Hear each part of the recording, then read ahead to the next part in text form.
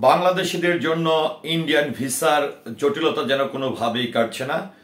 কবে নাগাদ এই ভারতীয় ভিসা বাঙালিরা পাবে, অর্থাৎ বাংলাদেশের মানুষ পাবে, এই নিয়েও যেন নানান প্রশ্ন উঠেছে সারা দেশে।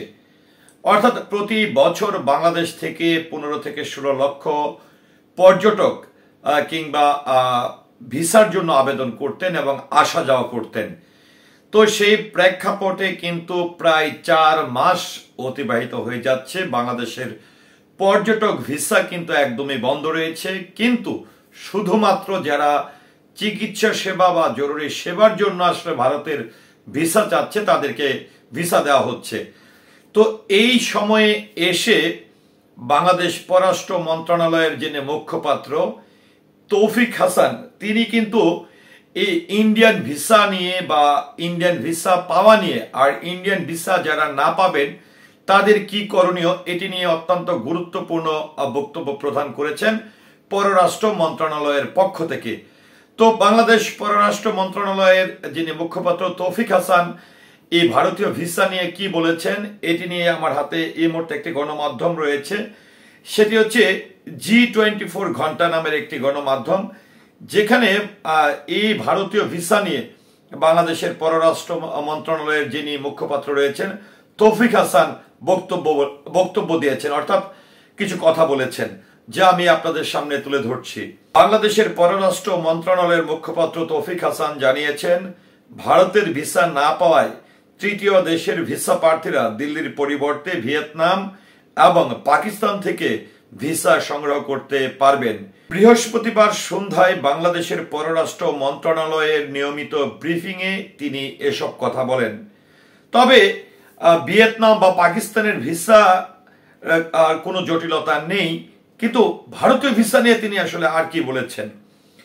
বাংলাদেশের পররাষ্ট্র মন্ত্রণালয়ের মুখপাত্র তৌফিক হাসান জানিয়েছেন, ভারতের ভিসা না পাওয়ায় তৃতীয় দেশের ভিসা প্রার্থীরা দিল্লির পরিবর্তে ভিয়েতনাম এবং পাকিস্তান থেকে ভিসা সংগ্রহ করতে পারবেন।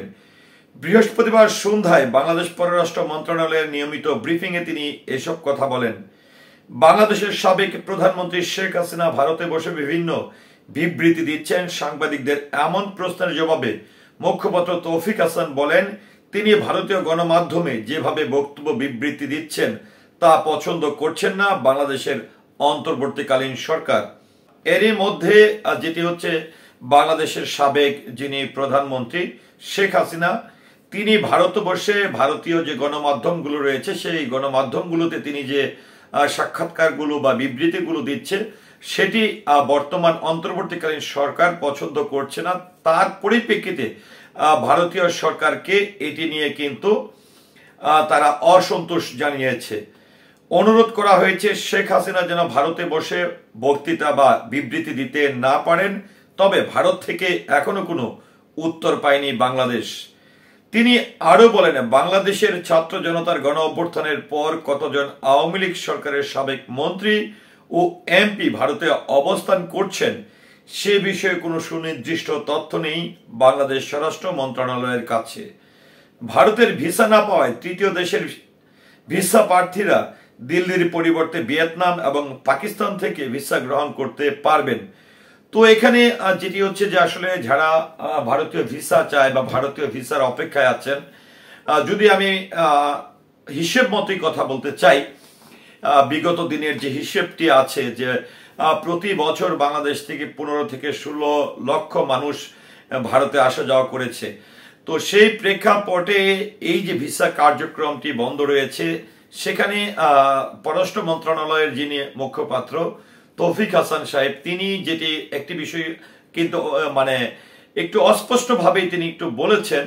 আমার যেটি মনে হচ্ছে যে আসলে তৎকালীন সময়ের যিনি প্রধানমন্ত্রী শেখ হাসিনা তিনি ভারতে বসে বিভিন্ন ধরনের বিবৃতি দিচ্ছেন, যে বিবৃতিগুলো হয়তো বা বাংলাদেশের জন্য ক্ষতি, এবং যার ফলেই কিন্তু বাংলাদেশ সরকার অর্থাৎ অন্তর্বর্তীকালীন সরকার ভারতীয় সরকারকে অসন্তোষ হওয়ার যে বিষয়টি সেটি জানিয়েছে, যদিও ভারত সরকার এ নিয়ে তাদের কোনো মন্তব্য এখনো প্রকাশ করেনি।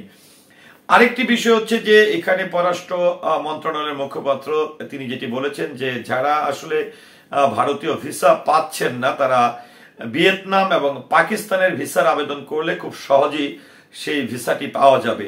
তো সেই প্রেক্ষাপটে যারা আসলে ভারতে যাওয়ার অপেক্ষায় আছেন বা ভারতের ভিসা চাচ্ছেন, তারা এই পররাষ্ট্র মন্ত্রণালয়ের মুখপাত্রের যে বক্তব্য সেই অনুসারে আসলে ভিয়েতনাম এবং পাকিস্তানের যে ভিসা কার্যক্রমকে সহজ করে দেওয়া হয়েছে, এটি নিয়ে আপনার মতামত কি, আশা করছি কমেন্টের মাধ্যমে জানাবেন। সেই সাথে পুরো ভিডিওটির সঙ্গে থাকার জন্য অসংখ্য ধন্যবাদ। আসসালামু আলাইকুম।